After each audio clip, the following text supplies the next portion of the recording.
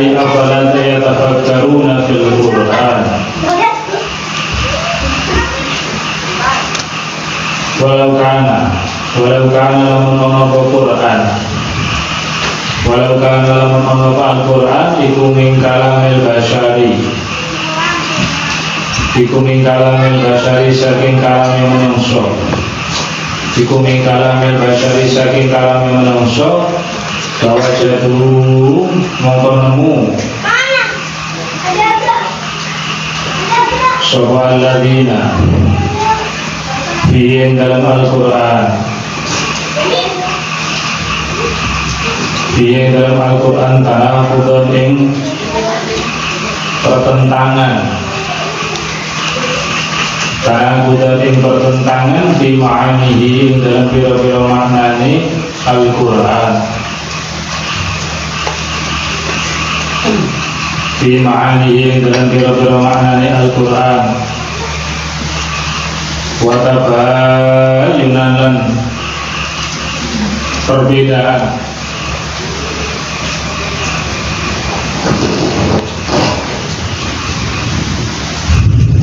fi nazmihi ing dalem runtutane Al-Qur'an, fi nazmihi ing dalem runtutane Al-Qur'an. Seandainya saja Al-Qur'an atau kitab suci itu karya manusia, niscaya pasti akan ditemukan dalam beberapa ayat tersebut satu ayat dengan ayat yang lain akan saling bertentangan, satu ayat dengan ayat yang lain akan saling maknanya itu bertabrakan maknanya. Mungkin saja akan ditemukan satu ayat menjelaskan tentang keberadaan ceritanya Nabi Yusuf secara detail. Tapi bisa jadi dalam ayat yang lain, karena seandainya itu karyanya manusia, Nabi Yusuf itu digambarkan tidak begitu. Kita tahu dalam surat Yusuf itu secara rinci betul satu persatu cerita sejarah perjalanan Nabi Yusuf diceritakan. Tapi kadang dalam ayat yang lain pun cerita yang disampaikan juga sama persis, tidak ada perbedaan.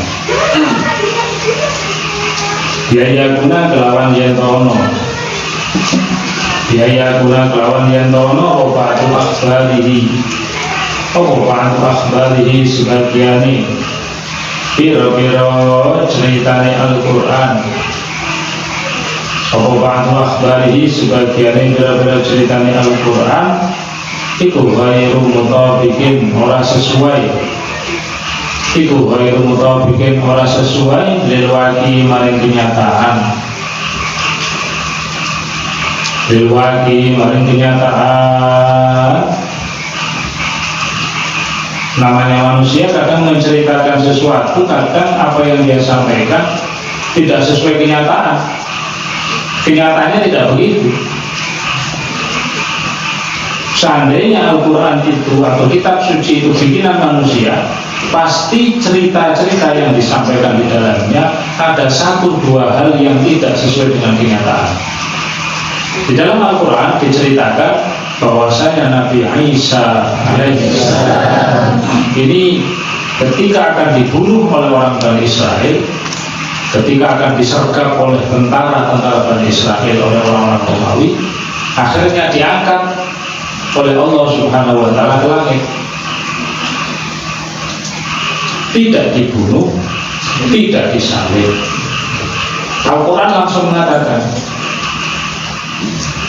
wa ma qataluhu wa ma shalabuhu walakin syubbiha lahum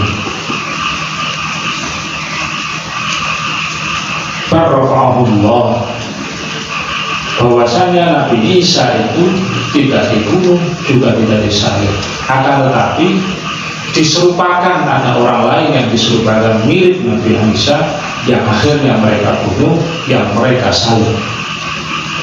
Cerita dalam Al-Quran begitu, dan kenyataannya memang betul Nabi Isa sampai hari ini masih ada. Nanti buktinya Nabi Isa akan turun di akhir zaman sebagai bukti nyata bahwasanya yang disalib itu bukan beliau, bahwa yang benar itu adalah ceritanya Al-Quran. Tapi dalam kitab Injil bikinannya orang-orang Kristen, Injil yang sudah dirubah, kitab Injil yang sekarang itu sudah dirubah. Di sana diceritakan bahwasanya Yesus itu ditangkap, setelah ditangkap kemudian disalib beberapa hari baru kemudian meninggal. Cerita ini mana yang benar? Tentu Al-Quran. Nanti kita buktikan di akhir zaman. Sebenarnya dalam kitab sucinya orang Kristen itu juga banyak meragukan. Loh, kok bisa seorang Nabi Isa yang di sana bisa menghidupkan orang yang mati? Mukjizatnya Nabi Isa itu kan ketika kecil, masih bayi dalam kandungan ibunya sudah bicara, sudah ngomong. Ketika sudah besar, Nabi Isa itu bisa menghidupkan orang mati, bisa menyembuhkan orang sakit, orang yang akhirnya nggak bisa jalan, bisa jalan. Mukjizatnya sebegitu besar, masa melarikan diri dari tangkapan orang-orang Bani Israel saja nggak bisa. Itu yang pertama. Yang kedua, kejanggalannya dalam ceritanya Injilnya orang Kristen itu dikatakan ketika disalib Nabi Isa itu meratap. Dalam bahasa Yunani atau dalam bahasa Suryani, Eli Eli lama sabachthani. Itu bahasa zaman dulu. Itu artinya apa? Wahai Tuhan, kenapa kau tinggalkan aku? Wahai Tuhan, kenapa kau tinggalkan aku? Jadi seolah-olah itu meratap, kenapa aku gak ditolong? Jadi kok bisa Tuhan Yesus kok minta tolong, tidak bisa menyelamatkan dirinya, bahkan meratap-ratap, merasa ditinggalkan oleh Tuhannya. Ini satu kejanggalan besar. Eli itu dalam bahasa Yunani, dalam bahasa Suryani. Kalau dalam bahasa Inggris itu namanya my Lord, bahasa Arabnya ya Rabbi. Berarti Yesus itu bukan Tuhan. Dia mengatakan Eli itu bahasa Arabnya ya Rabbi. Kan berarti memohon kan kepada Allah. Kalau memohon berarti dia bukan Tuhan, dia hamba. Maka tidak pantas seorang hamba itu dijadikan Tuhan. Itu makanya banyak sekali kejanggalan-kejanggalan apa yang ada dalam kitab sucinya yang sekarang ini.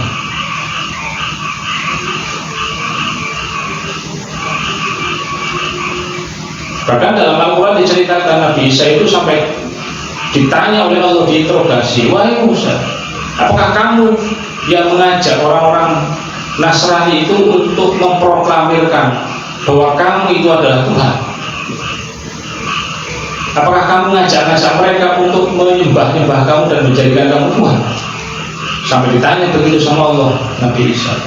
Akhirnya Nabi Isa menjawab, ya bukan, saya tidak pernah. Qala ini Abdullah, katanya kita, ya Allah, saya ini hamba, ya Allah, saya diberikan kitab suci. Saya tidak pernah mengajak-ngajak mereka untuk melakukan perbuatan tersebut. Kau tahu apa yang aku lakukan, ya Allah? Itu Nabi Isa sampai ditanya dalam Al-Quran ini. Itu berarti tandanya Al-Quran itu sesuai dengan kenyataan, karena berarti Al-Quran itu berasal dari Allah, bukan bikinan manusia sama sekali. Sedikit pun tidak ada bikinan manusia Al-Quran. Wabatu nadmihi dan sebagiannya runtutannya Al-Quran. Wabatu nadmihi dan sebagiannya runtutannya Al-Quran itu fasihan fasih. Wabatu dan sebagiannya nadmihi ikurakikan kacau susah sulit itu. Ai walau kana tegese lamun ono Al-Qur'an Ai walau kana tegese lamun Al-Qur'an iku min indi ghairillah saking liyane Allah, andai saja Al-Qur'an itu bukan dari Allah, lazima mongko tetap upaya kuna yatono, lazima mongko tetap upaya kuna yatono iku piye dalam Al-Qur'an. Lazima mongko tetap upaya kuna yatono iku piye dalam Al-Qur'an apa ikhtilafun perbedaan katsirun kang akeh. Apa ikhtilafun perbedaan katsirun kang akeh fadlan apa maneh. Fadlan apalagi adil qalili saking sedikit. Adil qalili saking sedikit lakinnahu tetapi Al-Qur'an iku min indillahi saking Allah. Al-Quran itu betul-betul murni dari Allah, sehingga Al-Quran itu dijamin keasliannya. Salah satu bukti Al-Quran itu murni dari Allah, Al-Quran itu mudah untuk dihafalkan. Walaqad yassarnal Qur'ana lidzikri fahal min mudzakir, kan gitu. Sungguh betul-betul aku mudahkan Al-Quran itu untuk dihafalkan. Hari ini berapa ratus ribu orang menghafal Al-Quran di dunia, berapa juta orang menghafal Al-Quran di dunia. Pertanyaannya, berapa belas orang yang hafal kitab suci Injil? Berapa biji orang yang hafal betul-betul kitab suci Taurat? Coba aja kalau punya orang teman Kristen, pendeta, tanyain dia, hafal nggak dari awal sampai akhir dia? Satu persatu ayat hafal di luar kepala nggak? Yang masih asli bahasa Yahudi, kalau bahasa Indonesia sih masih gampang. Misalkan kitab Injil Perjanjian Lama 1, kisah raja-raja langsung disebutkan ayat 1, ayat 2, ayat 3, ayat 4. Kalau bahasa Indonesia gampang. Al-Quran itu bahasa masih asli bahasa. Coba mereka suruh hafalkan yang masih asli bahasa Yahudi. Coba tanyain untuk pendeta-pendetanya, ada nggak yang hafal? Paling se-Indonesia ini paling nggak ada nyampe 5 orang. Sebaliknya Al-Quran, pertanyaannya berapa ratus ribu hari ini yang hafal Quran? Ribuan yang hafal Quran. Anak kecil-kecil itu hafal juz amma banyak. Tanyain mereka, orang-orang yang non-muslim itu, hafal nggak kira-kira kitab suci mereka 1 juz saja? Injil itu ada 4 juz. Ada Lukas, Matius, Yohanes, Markus, ada 4. Coba tanyain anak kecil yang masih usianya SD, ada nggak yang hafal 1 juz saja? Apakah ada? Di kita, anak-anak yang hafal juz amma banyak, ya enggak? Banyak yang hafal juz amma, hafal Yasin banyak, hafal Waqiah banyak, Tabarok banyak. Coba mereka suruh hafal yang Lukas atau Matius saja, hampir nggak ada. Anak kecil-kecil, jangan kecil-kecil, yang gede-gede juga nggak hafal. Ya, beda jauh.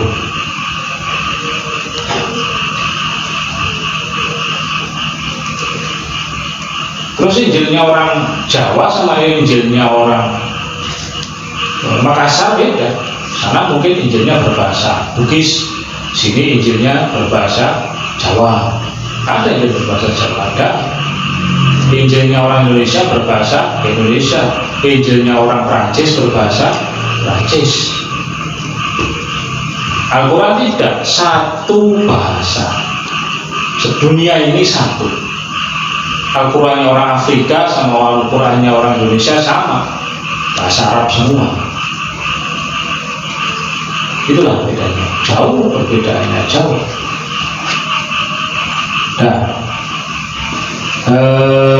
Lakin falaisa orang ikufi dalam Al-Quran, falaisa orang ikufi dalam Al-Quran atau ikhtilafun, perbedaan la kathirun orang akeh, mulai seorang iku fi dalam Al-Quran apa ikhtilafan perbedaan la kathirun ora akeh wala qalilun lan ora sedikit.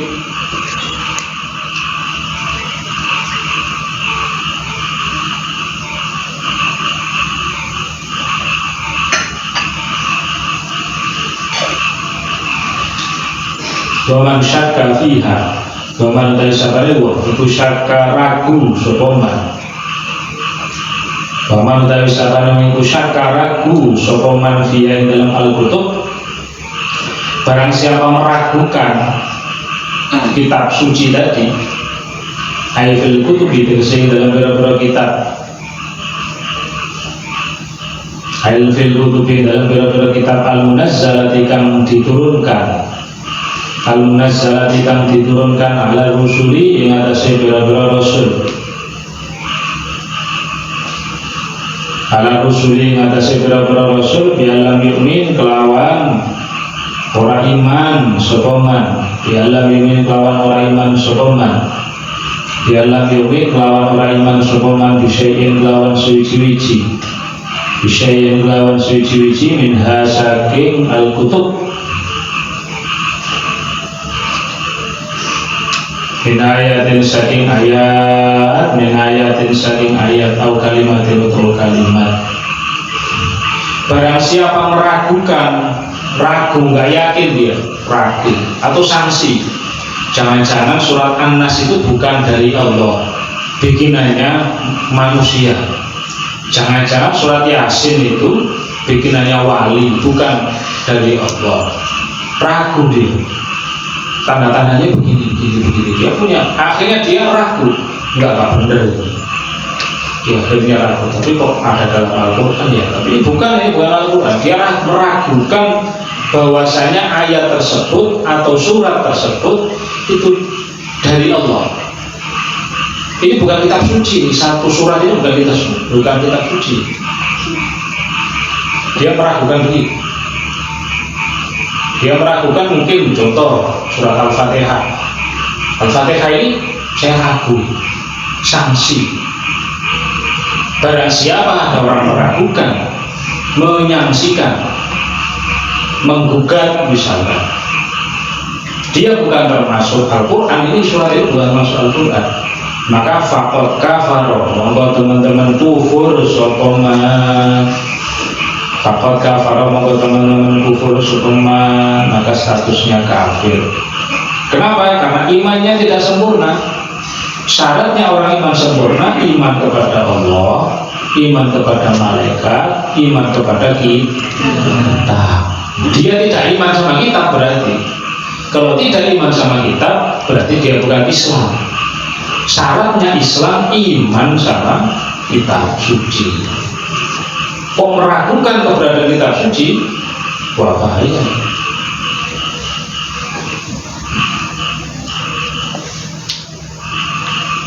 Masalah idza qila nalika ucapaken laka maring sira. Idza qila nalika ucapaken laka maring sira wa kam kitaban unzila ala anbiya'ihi wa kam kitaban wa kam lan berapa wa kam kitaban lan berapa kitab Wakam kitab dan beberapa kitab anzala nurunakan sapa Allah anzala nurunakan sapa Allah ala anbiya'i atas pira-pira nabi Allah.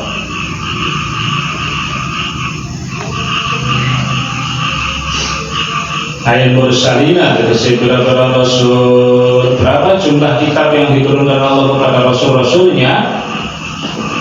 Nah itu. Sekarang nahwunya fakam utawi kam iku isim istifham, isim istifham. Kam itu isim istifham itu kata tanya. Berapa, mengapa, kapan, itu bahasa Indonesianya kata tanya. Kalau bahasa Arabnya isim istifham. Fi mahallin nasbin dalam mahal nasor. Di mahallin nasbin dalam mahal nasor. Di mahallin nasbin dalam mahal nasor maf'ulun iku maf'ul. Maf'ulun iku maf'ul muqaddamun kang didahulukan. Maf'ulun iku maf'ul muqaddamun kang didahulukan. wa kitaban iku tamyizun tamyiz. Jadi kalau manasnya wakam ing biro apane kitab anzalah, berapa kitab yang diturunkan yang Allah menurunkan kepada nabinya, pada jawab utawi jawab iku antakula yang mengucap siro huwa utawi kitab di riwayat ini dalam suci riwayat iku miatu kitabin 100 kitab iku miatu kitabin 100 kitab pilih ifrati lawan mufrad 100 jumlahnya dalam satu versi pendapat itu 100 wa arba'atu kutubin dan 4 kitab wa arba'atu kutubin 4 kutubin bil jami kelawan bil jamil mukasar kelawan jamak taksir. Kalau kitabun mufrad, kutubun jamak taksir. Arba'atu kutubin lan 4 kitab berarti 104. Anzala nurunakan sapa Allah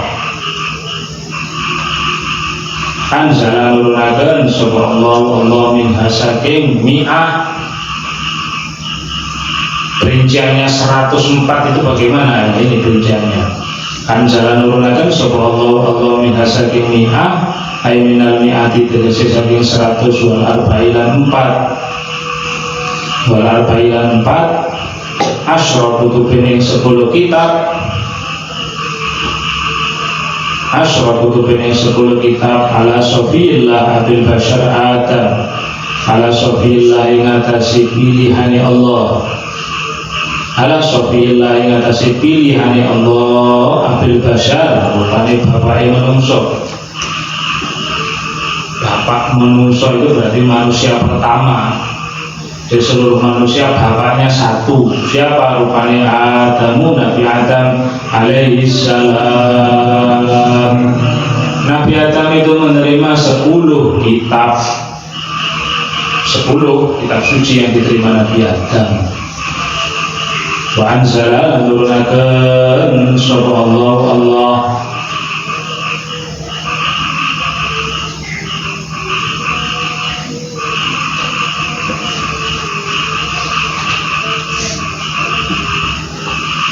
wa anzala nurunakan sapa Allah Ta'ala minha saking mi'ah khamsina kitaban ing 50 kitab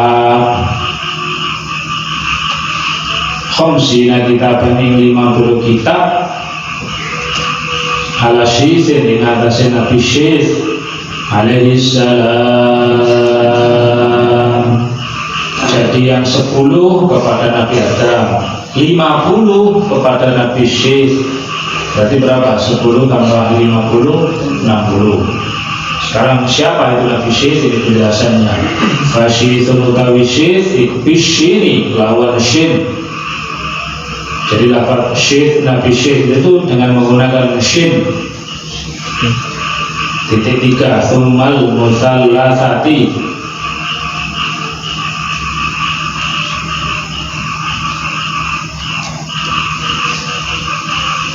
Nulis syekh kemudian ada ya, ada saknya. Wakilah dari ucapan musallasati sak. Zaman dulu itu titik dan harokat nggak ada, makanya caranya menjelaskan itu dengan cara begini.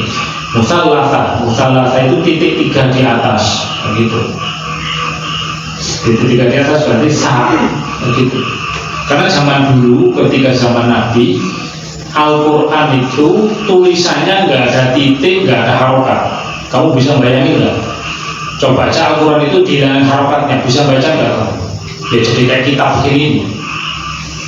Ini kan nggak ada harokatnya kan? Sekarang kira-kira kalau titiknya dihilangkan gimana? Ini shin apa sin? Ini ya apa ba? Apa nun? Apa ta? Apa sa? Bisa nggak bedain kamu? Ya kalau ini ya apa ba ya? Ini nun apa tak apa saya, itu masih itu. Ini roh apa za, kan itu yang beda cuma titik kan. Ini shot, ini dot. Dot itu sama shot sama, tapi yang beda kan titik. Ini kof apa fa? Kamu bisa nggak kira-kira baca Al-Quran nggak ada titiknya? Ya bingung pasti, gimana bacanya gimana? Susah pasti. Kalau nggak ada harokatnya ini pasti masih banyak yang bisa. Kalau kamu nahwu sorofnya pinter, ya baca kitab ini kayak apa gini? Karena nahwu sorofnya udah terbiasa, nggak perlu ada harokatnya. Baca kitab itu nggak perlu ada harokat, sudah biasa. Di penglihatan kayak ada harokatnya sudah, nggak perlu harokat. Jadi baca-baca kitab apa aja tinggal dibuka, dibaca gitu. Itu banyak yang bisa kalau nggak ada harokat. Tapi kalau nggak ada titik gimana coba? Kalau bayangkan kamu baca Quran nggak ada titiknya gimana? Ya, pasti mumet sudah. Coba Yasin itu kan pakai huruf ya. Itu kalau titiknya dihilangkan bisa dibaca basin, bisa nasin, bisa tasin, bisa syasin, ya kan? Sinnya titiknya hilang, bisa ada sinnya dua, bisa basin, bisa basin, ya kan? Bisa tasin, bisa tasin, ya kan? Gara-gara titik semua.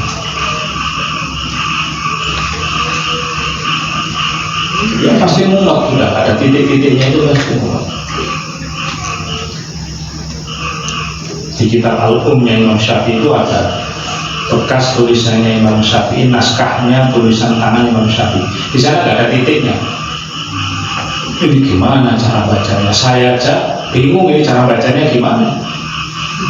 Ini tulisan Arab lurus semuanya, nggak ada titiknya, nggak ada harokat. Kalau nggak ada harokatnya masih bisa. Tapi kalau nggak ada titiknya gimana cara bacanya? Ya pasti susah pasti. Nah makanya caranya ini biar mengetahui ini apa, caranya seperti ini. Tsummal musallasatin lisa titik 3 gitu. Wakil ada diucapkan bil musannati kelawan tak titik 2.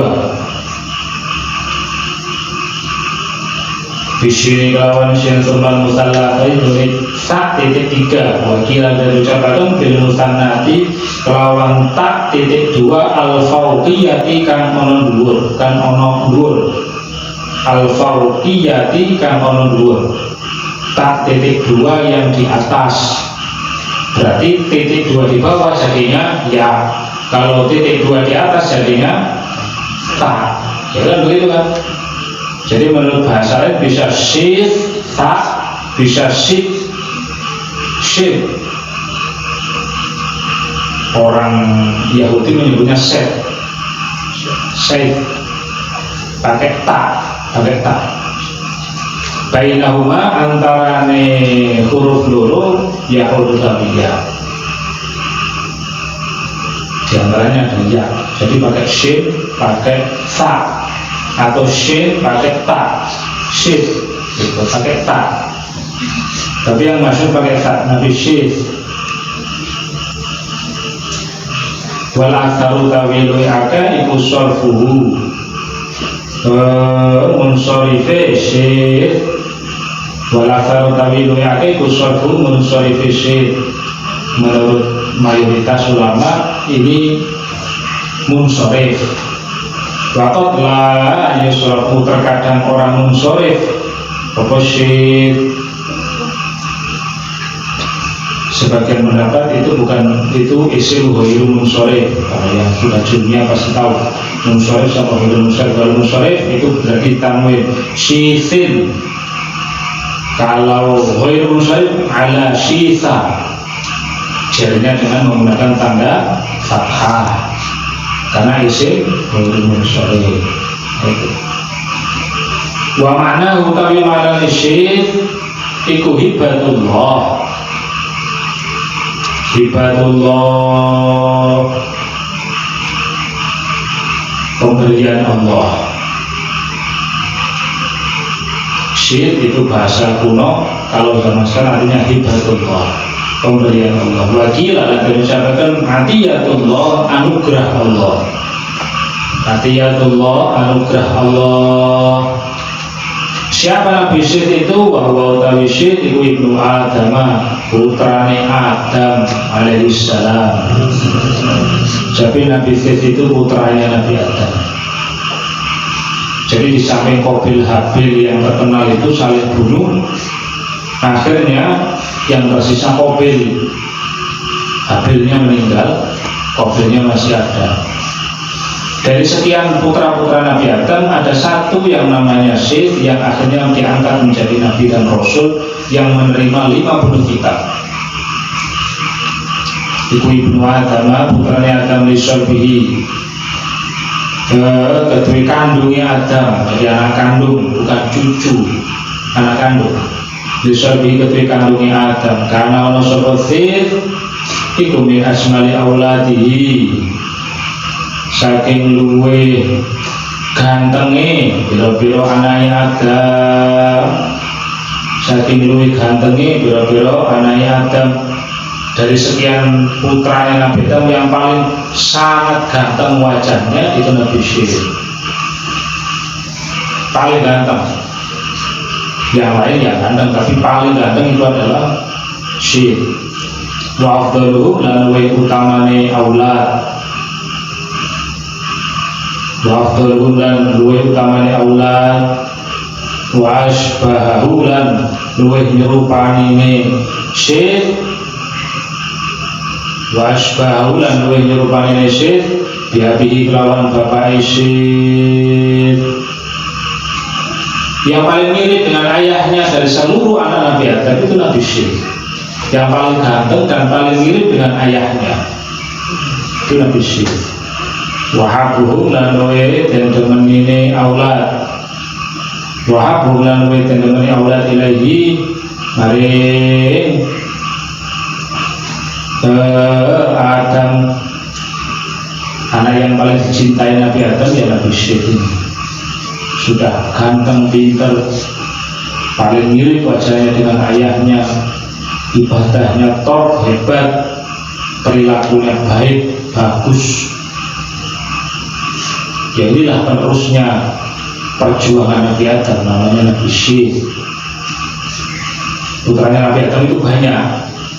Dari ibu Hawa itu melahirkan berpuluh-puluh anak. Akhirnya ya jadinya salah satu kita ini. Kita ini salah satu keturunan Nabi Adam.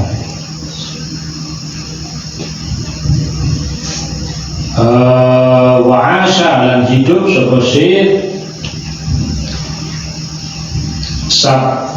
sab'ami'atin ing 700. Wa asya lan hidup sapa Syed sab'ami'atin ing 700 wa ifnatai asyrata sanatan lan 12 tahun. Lan 12 tahun berarti Nabi Syed usianya 712 tahun usianya. Panjang. Usianya 712 tahun. Panjang banget usianya.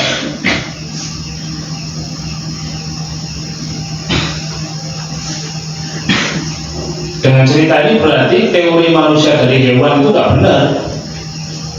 Masa mau kalian yang kalian monyet, ya gak? Kayak teorinya orang luar negeri itu kan katanya manusia pertama itu bukan Nabi Adam, katanya monyet. Akhirnya berevolusi, berubah-berubah jadilah manusia. Berarti kita ini dari monyet. Ya gak mau. Siapa yang mau? Kita ini keturunan orang mulia, keturunan Nabi, keturunan Rasul, yakni Nabiullah Adam. Kok mau-maunya teori begitu dipercaya? Ya, manusia pertama ya Nabi Adam itu. Cuma usianya panjang-panjang. Nah keadaannya bagaimana ya nggak tahu, Allah alam, nggak diceritakan dalam sejarah. Nabi Adam ya begitu. Terus keadaan lingkungan dunia ketika itu bagaimana? Apa banyak dinosaurus apa gimana ya Allah alam, nggak penting itu. Yang penting bagaimana Nabi Adam itu menjadi orang yang bertakwa, berjuang, berdakwah. Ya kalau pengetahuan sih nggak apa-apa, tapi nggak diceritakan dalam sejarah itu. Masyaallah hidup 712 tahun, nah ini sudah Nabi sudah, berarti 10 sama 50 60 sudah. Wa anzala nurunakan Allah Ta'ala minha saking mi'ah. Wa anzala nurunakan Allah Ta'ala minha saking mi'ah 100 itu salah sinain 30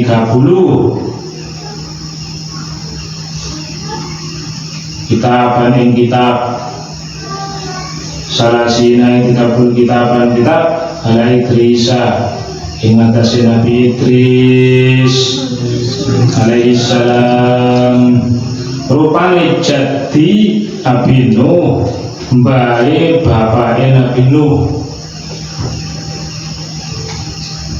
mbae bapake Nabi Nuh. Jadi Nabi Nuh punya bapak, bapaknya lagi punya kakek. Berarti apa? Berarti Nabi Nuh punya bapak lagi, punya bapak lagi. Ini apa istilahnya kalau di kita? Kakeknya bapak. Buyut ya, buyut bener ya, buyut ya. Berarti bapak, kakek,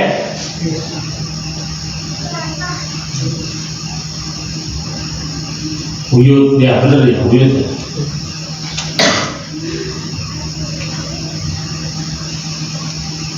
Buyutnya Nabi Nuh, Nabi Idris itu. Berapa tahun caranya Nabi Idris dan Nabi Syed? Nggak tahu. Berapa tahun? Jadi Nabi Adam dulu, di bawahnya itu Nabi Syed, di bawahnya Nabi Idris, terus baru Nabi Nuh. Makanya kan urutannya Adamun, Idrisun, Nuhun, Husolih, kan begitu kan. Jadi ada Nabi Adam, terus Nabi Idris, Nabi Nuh, terus Nabi Hud, dan seterusnya. Alaihi salam wasmu tawi asmani Idris iku Akhnuh. Akhnuh nama aslinya Akhnuh. Bi fathil hamzah iklam fathai hamzah wa sukunil kha'i lan sukunil kha' berarti Akhnuh au Khanuh atau Khanuh. Ada yang mengatakan nama asli Nabi Idris itu Khanuh bi fathil kha' lawan fathai kha' ma'hadil hamzati sartane dua hamzah. Ada yang mengatakan namanya Khanuh atau Akhnuh. Kila dan ucapkan sumia dan arani supaya beri Nabi Idris. Kenapa menggunakan Nabi Idris? Idris asal kata dari kata darsun, deres dikafroti darsihi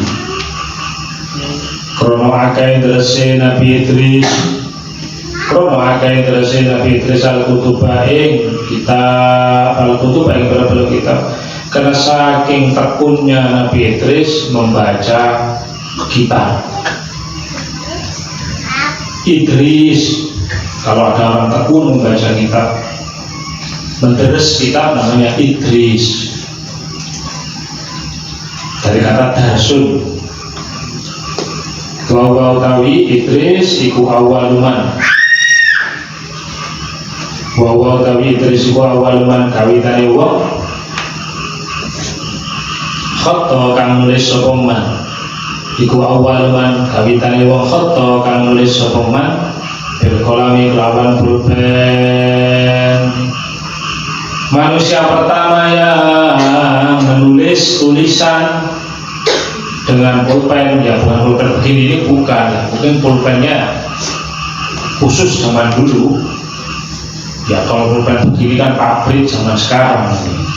Zaman dulu itu kadang pulpennya kayak dari batu, dari kayu yang dilancipkan itu, atau batu yang lancip dipakai nulis,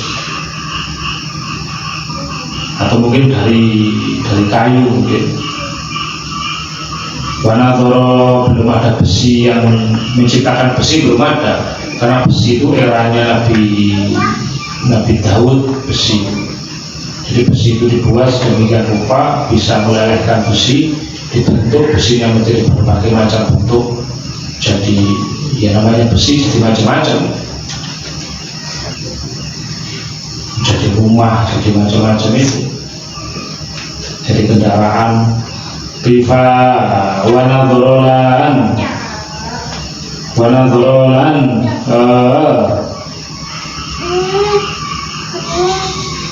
menekuni sapa Nabi Idris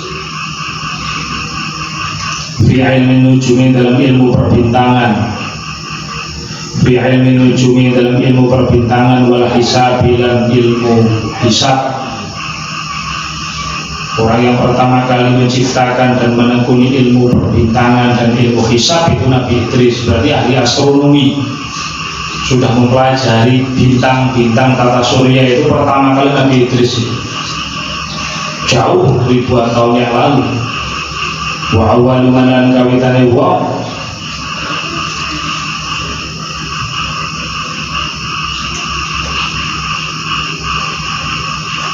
khoto kang jahit sokoman, khoto kang jahit sokoman asyaba ing baju, walap sahalan nganggo tiap. Orang yang pertama kali merancang dan menjahit baju, jadi baju terus dipakai, ya Nabi Idris itu pertama kali.